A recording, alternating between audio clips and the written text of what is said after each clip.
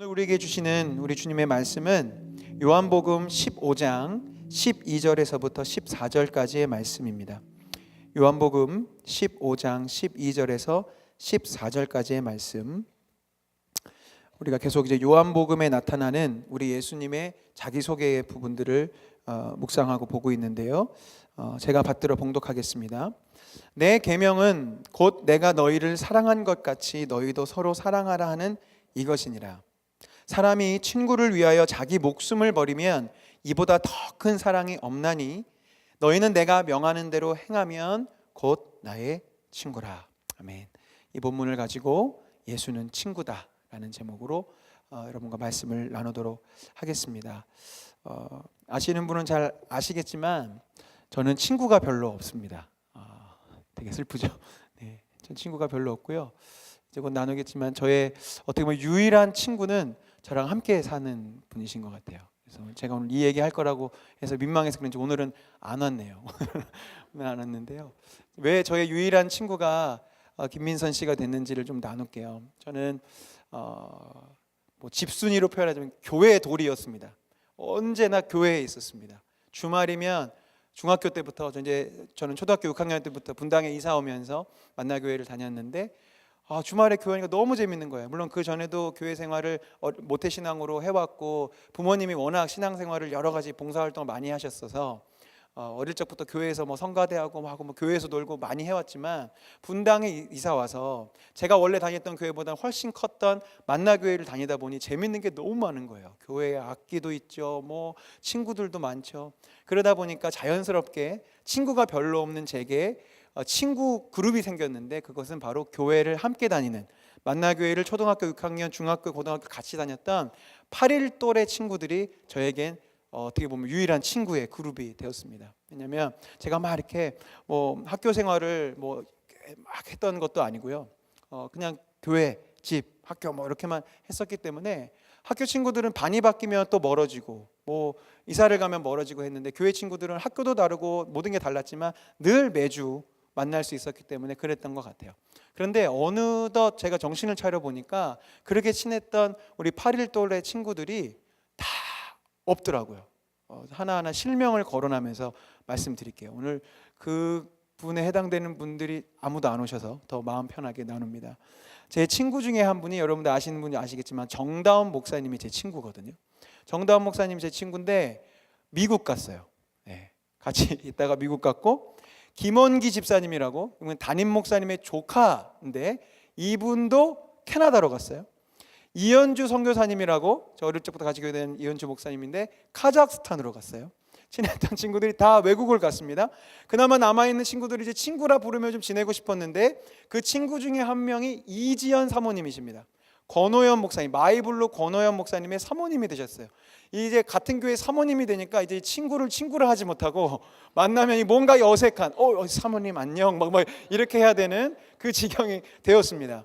그리고 친구 중에 또 한 명은 이후원 집사님이라고 계시는데요. 이분은 또 카페 파구스에서 일하세요. 그래서 친구라서 이거 샷추가 하나 부탁하기도 좀 미안하고 뭔가 늘 파구스 갈 때마다 고생하고 있어서 늘 미안한 마음을 갖고 있고요.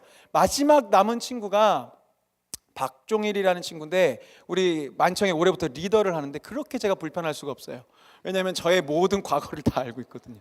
제가 누구를 만났고 무슨 짓을 했고 뭘 했는지를 다 알고 있는데 나이도 같은데 늘 이렇게 리더 모임에 오고 예배 때 이렇게 쓰면 우리 종일 리더가 제일 먼저 보여요. 그래서 속으로 저 친구가 무슨 생각을 할까라는 그런 마음을 갖고 있는데 이렇듯 저랑 그나마 친했던 우리 8일 또래들이 하나님이 이상하게 다 외국을 보내시던가 이걸 친구라 부를 수 없는 이런 상황들로 만들어가고 계시는 것 같아요. 그래서 저에게는 유일한 친구로 우리 김민선 자매님이 한 분 남아 계십니다. 그래서 참 잘하려고 애쓰고 있습니다. 친구가 하나밖에 없기 때문에요. 친구, 오늘 이제 키워드가 친구인데요. 친구 정말 참 좋은 단어죠. 그리고 굉장히 익숙한 단어이기도 하고 우리가 너 내 친구야 라고 얘기하지만 저처럼 이렇게 정말 진짜 내 친구 누구지? 내가 진짜 친구라고 얘기할 수 있는 친구 누굴까? 내가 정말 어려운 일에 처했을 때 나를 도와주거나 나를 위해 기도해 줄 수 있는 친구가 누굴까라고 한번 여러분 떠올려 보시면 물론 저보다는 많으시겠지만 아마 몇 사람 없을 것 같은 생각이 들어요. 제가 말씀을 준비하면서 제 나름대로 뭐 어디 책에 있거나 그런 게 아니라 제 나름대로 제가 정의하는 진정한 친구라면 적어도 이 정도의 조건은 갖춰야 되지 않나 싶은 것을 한번 이렇게 추려봤습니다. 첫 번째는요, 우리 자막이 뜰 텐데요, 내 이름을 아는 친구가 친구입니다. 그죠? 적어도 내 친구라면 내 이름은 알아야 되잖아요. 동의하시죠? 예, 오늘은 그래도 지난주보다 이렇게 반응이 있으시네요. 날이 풀려서 그런지.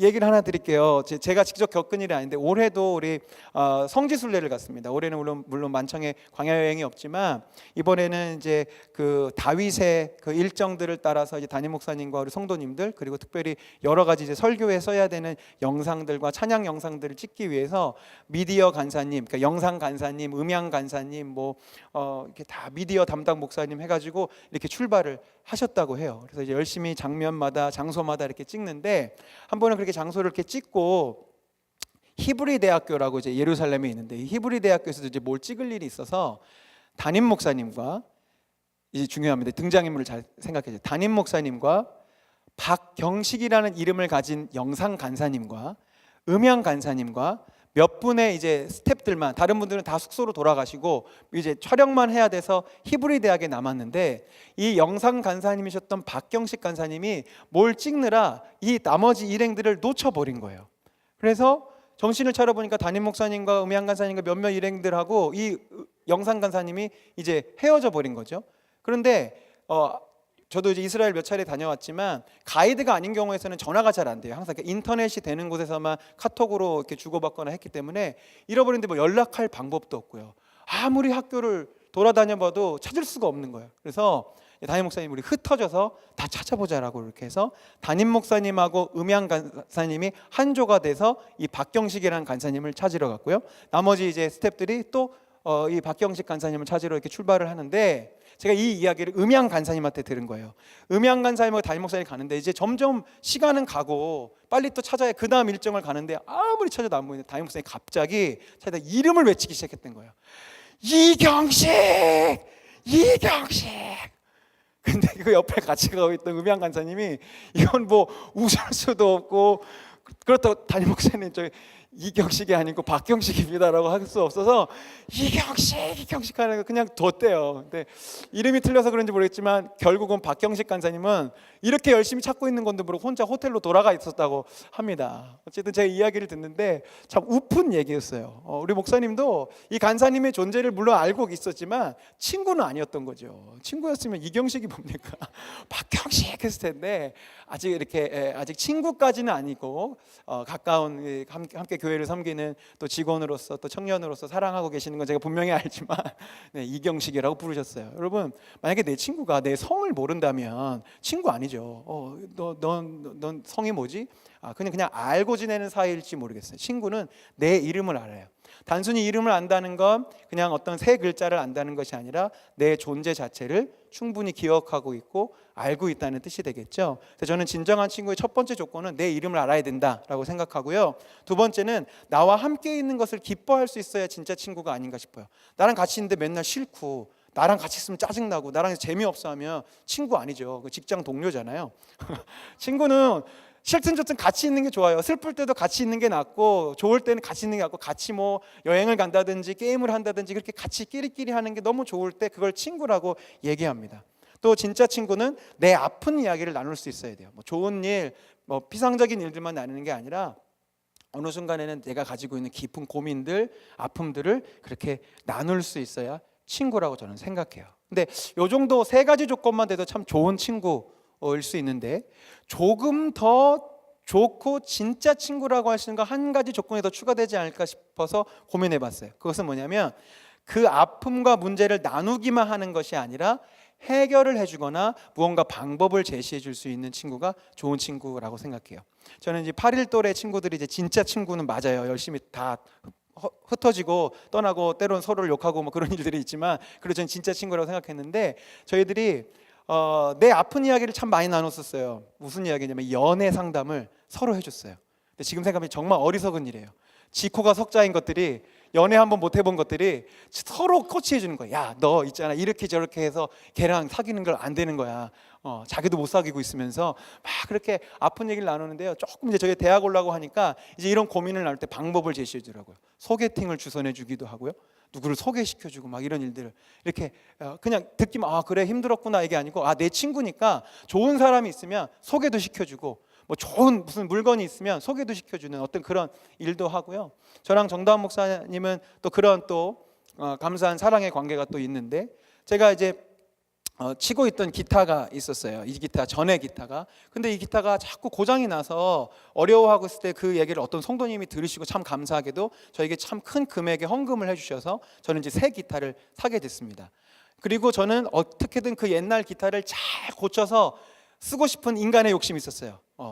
헌금을 주셔서 새 기타를 샀지만 그래도 기타가 하나 있는 것보단 두 개 있는 게 낫고 두 개 있는 거 세 개 있는 게 좀 낫잖아요. 그래서 어떻게든 내가 고쳐가지고 난 기타 두 개로 쳐야지 이렇게 생각을 하고 있었는데 그때 마침 미국에서 또 그 안수 과정을 가고 있었던 정다운 목사님, 그땐 전도사님이었는데 페북인가 어디에 그 SNS에 소식이 올라왔어요. 교회에 도둑이 들어서 본인의 기타를 포함한 교회 악기들을 다 훔쳐간 얘기가 마침 그때 뜬 거예요.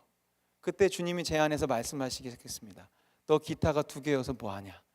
너는 큰 헌금 받아서 새 기타, 네가 갖고 싶고 네 분수에도 안 맞는 기타를 샀으니 그 고장난 기타 미국 가면 고칠 수 있을 텐데 보내라라는 생각을 주시기 시작했어요.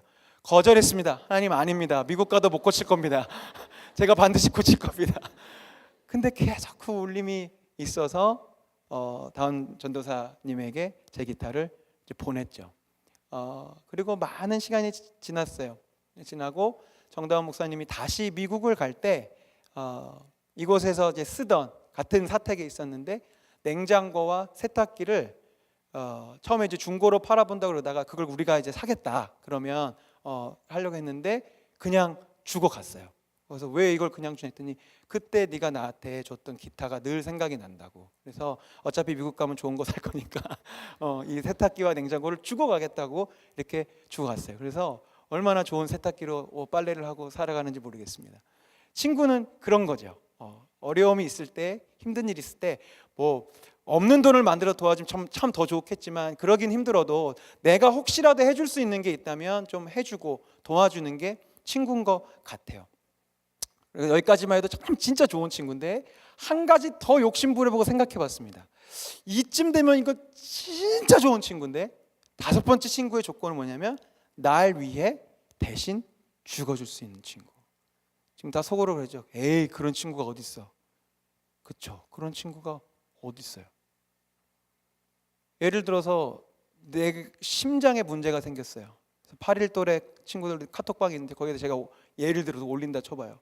이제 내 심장에 문제가 있어서 심장을 이식받지 않으면 난 죽는데 누군가 손을 딱 들어서 내 심장 줄게. 없겠죠. 근데 만약에 내 심장 줄게라고 할 수 있는 친구가 있다면 여러분 그 친구를 제가 놓쳐서는 안 되겠죠.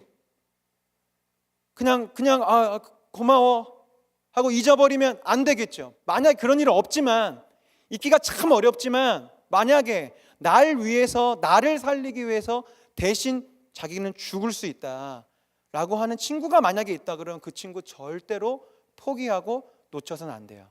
이쯤 되면 감 오시죠? 이 친구 누구죠? 아멘. 이 친구 예수님이에요. 우리 예수님 내 이름을 알고 계시고요. 나와 함께 있는 것을 기뻐하시고요. 내 아픈 이야기를 나눌 수 있는 친구고요. 그 아픔과 문제를 듣기만 하시는 것이 아니라 충분히 해결해 주실 수 있는 분이시고요. 무엇보다도 날 위해 죽어줄 수 있는 분이에요. 날 위해 이미 죽으신 분이세요. 그 하나를 성경적인 근거로 나눠보도록 하겠습니다. 우리 예수님은 내 이름을 아시는데요. 우리 예수님 성경에 보면요. 사람들을 부르실 때 특별히 죄인들을 부르실 때 꼭 그 이름을 부르세요. 삭개오가 예수님이 보고 싶어서 그 돌무화과 나무, 우리가 뽕나무로 알고 있는데 그 위에 올라가서 예수님을 보려고, 왜? 사람들이 따돌렸고 세리장이라고 뭐라 그러죠? 막 비난하고 사람 취급하지 않고 그 누구도 삭개오의 이름을 알고 있었지만 삭개오 이름을 부르지 않았어요. 그 이름마저도 입에 올리는 걸 참 부정하게 생각했기 때문에. 그런데 예수님이 삭개오를 보시면서 어이 자네 이렇게 하지 않았어요. 당신 이러지 않았어요. 삭개오야, 이름을 부르세요. 삭개오가 그 전에 예수님께 자기 이름 소개한 장면이었거든요. 그럴 수 있는 상황이 아니에요. 막 사람들 에워싸고 있는데 키가 작은 삭개오가 예수님 소문이 워낙 났으니까 보고 싶어서 이렇게 나무에 올라갔는데 예수님이 딱 삭개오 보시면서 이름 부르시는 거예요. 삭개오야, 내려와라. 내가 오늘 네 집에 갈 거야. 삭개오의 집에 갈 거야 라고 그 이름을 부르시죠. 예수님이 자신을 배신하고 떠나갔던 베드로를 부르실 때 어이 배신자 이랬습니까? 아니죠. 요한의 아들 시몬아, 베드로의 원래 이름이었어요. 요한의 아들 시몬아, 내가 나를 사랑하느냐? 나 넌 사랑하는데. 시몬아, 그 이름을 부르시고요. 예수 믿는 사람들을 붙잡고 옥에 가두고 죽이기까지 했던 사도 바울이 아직 회개하기 전에 다메섹에 예수 믿는 사람들 모여있다는 정보를 듣고 잡으려고 말 타고 툭툭툭 갈 때, 그때 하늘에서부터 예수님이 바울을 부르실 때 어이 핍박자야 이렇게 부르셨습니까? 이 죄인아 라고 부르셨습니까? 아니죠. 사울아, 사울아. 주님은 이름을 부르세요. 우리 주님은 내 이름을 아십니다. 요한복음에 이런 말씀 있죠. 문지기는 그를 위하여 문을 열고 양은 그의 음성을 듣나니 그가 자기 양의 이름을 각각 불러 인도하여 내느니라. 내 양은 내 음성을 들으며 나는 그들을 알며 그들은 나를 따르느니라. 오늘 말씀을 전 인류나 어떤 이 우리라는 공동체로 듣지 마시고 내 얘기로 들으시라고 자꾸 말씀드리죠. 주님은 내 이름을 아세요. 주님은 나를 아세요. 삭개오를 아셨듯 시몬을 아셨듯 주님은 나를 아시는 거예요. 내 이름을 아시고 내 존재를 아시고 나를 개인적으로 너무나 잘 아시는 분이세요. 또한 주님은 나와 함께 있는 것을 기뻐하십니다. 요한복음 15장 5절 6절이 오늘 이 친구라는 것을 나타내는 본문 바로 앞에 연결되는 먼저 있는 구절인데 이렇게 되어 있습니다. 메시지 성경에 나는 포도나무여 너희는 가지인데 너희가 내게 붙어 있고 내가 너희에게 붙어 있어서, 그 다음 구절, 친밀하고 유기적인 관계를 이루면 틀림없이 풍성한 수확을 거둘 것이다. 친밀하고 유기적인 관계, 진짜 친한 관계라는 거죠. 그러나 내게서 떨어져 있으면 너희는 아무 열매도 맺을 수 없다. 누구든지 내게서 떨어져 있는 사람은 말라 죽은 가지일 뿐이다. 친구가 되기 원하신다. 함께 하길 원하신다는 거예요. 요한복음 3장 20 너무 유명한 구절인데요. 보아라, 내가 문 밖에 서서 문을 두드리노니 누구든지 내 음성을 듣고 문을 열면 나는 그에게로 들어가서 그와 함께 먹고 그는 나와 함께 먹을 것이다. 이 계시록 3장에 있는 이 말씀을 하고 있는 교회는 라오디게아라는 교회인데요. 무엇으로 유명하냐면 너희가 미지근하다, 너희가 차든지 덥든지 하라고 주님이 질책하셨던 교회가 그 교회입니다. 말하자면 지금 주님과의 권태기에 들어간 거예요. 우리와 주님이 친구여야 되는데 정말 진실한 친구, 신실한 친구, 가까운 친구, 함께 있으면 좋고 함께 있으면 즐거운 친구여야 되는데 권태기가 온 거죠. 연인 사이에도 권태기가 오면 어떻게 돼요? 미지근합니다. 이건 뭐 사귀는 것도 아니고 안 사귀는 것도 아니고 만나서 좋은 것도 아니고 그렇다고 싫은 것도 아니고 그냥 뭐 만나야 되니까 만났고 영화는 봐야 되니까 보고, 이런 단계를 지금 라오디게아가 보이고 있는 거예요. 그때 주님 말씀하시는 거죠. 미적지근한 너의 문을 내가 두드리는데 나 너와 함께 있고 싶어. 나 너랑 진짜 친하게 지내고 싶고 같이 있고 싶어. 이게 주님의 꿈이에요. 이게 사실 에덴 동산을 만드실 때부터 천국 임할 때까지 주님이 우리를 향해 품고 계신 어떻게 보면 유일한 꿈이실 수도 있어요. 내가 너랑 같이 놀고 싶어. 내가 너랑 같이 지내고 싶어. 함께 있고 싶어. 그렇게 주님은 말씀하시는 분이죠. 내 아픈 이야기 나눌 수 있어요. 그래서 우리 기도하잖아요. 그런데 내가 기도하기 전부터 내 아픔을 아세요. 로마서 8장 26절 여러분 한번 읽어주셨으면 좋겠습니다. 시작.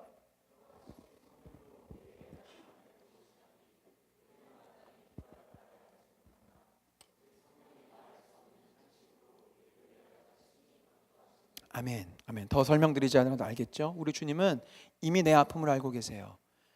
그래서 우리가 충분히 내 아픔과 내 상처와 내 분노와 내 모든 것들을 토해내도 충분한 주님이십니다. 그걸 제일 잘했던 성경의 인물 중에 하나가 다윗이에요. 다윗은 언제나 자기의 아픔과 고민과 분노와 모든 것들을 하나님께 다 얘기했습니다. 친구처럼.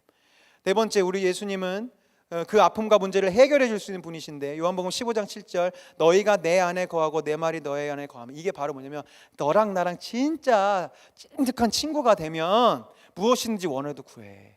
내가 다 해줄게. 다 해줄게. 이게 주님의 우리를 향한 마음이에요. 너의 문제와 염려와 근심 내가 다 해줄게. 단 주님의 방법으로.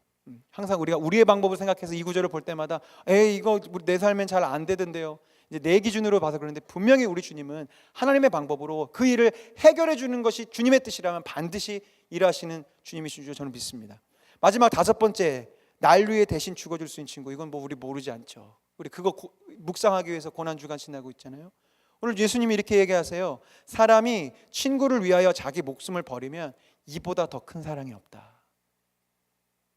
이미 이 사랑을 우리에게 보여주신 거예요.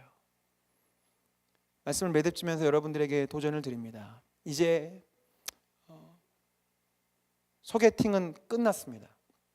무슨 말이냐면 목사로서 제가 예수님 이런 친구예요라고 소개하는 건 여기까지 끝이에요. 이 소개팅 듣고 여기서 멈추면 아니 진짜 좋은 친구를 제가 소개해드렸는데 그냥 그 친구에 대한 스펙만 듣고 그 친구 사진만 보고 참 좋네, 만나면 참 좋겠네, 근데 바빠, 못 만날 것 같대. 진짜 좋다, 근데 소개팅에는 안 나갈래. 아무 소용없는 거죠. 정말 좋은 분을 지금 여러분에게 소개시켜 드렸는데 그 주님이 그냥 그런 분이구나, 내가 교회 다니면서 믿는다 하는 분이 그런 분이구나, 그렇구나 정도면 제가 너무 그게 속상하고 안타까운 거예요.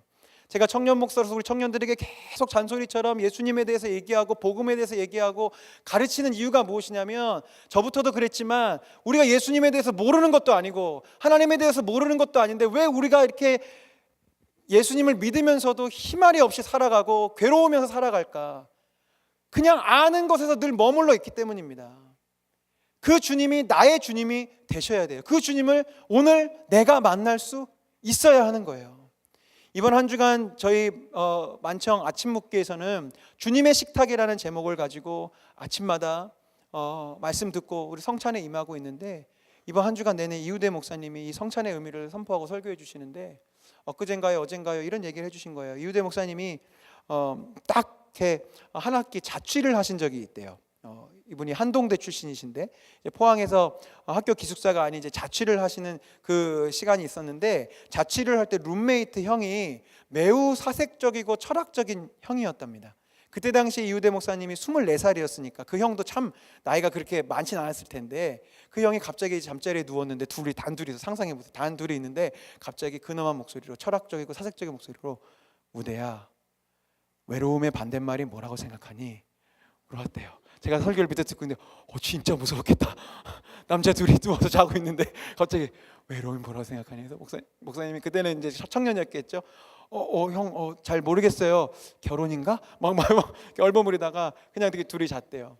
그런데 이 형이 조준모 교수님이라고 한동대 이제 언어학 교수님이기도 하고 CCM 사역자이시기도 한데 참 좋은 찬양들과 이 묵상이 있는 가사들을 지으셨는데, 대표적인 거가 곡이 그의 생각이에요. 하나님은 너를 만드신 분, 이 찬양도 이분이 만드시고, 뭐 십자가에서 내 이름 바꾸셨네, 이런 찬양들을 만드신 분이신데, 참 깊이 이렇게 하나님 묵상하는 분으로 저도 알고 있는데, 이 조준모 교수님의 조교였으니까 이 형이 그 질문을 룸메이트였던 이우대 목사님에게 답을 들을 수 없었으니 이제 교수님에게 가서 물어봤답니다. 교수님, 외로움의 반대말이 무엇입니까? 근데 지체 없이 조준모 교수님이 이렇게 대답하셨대요.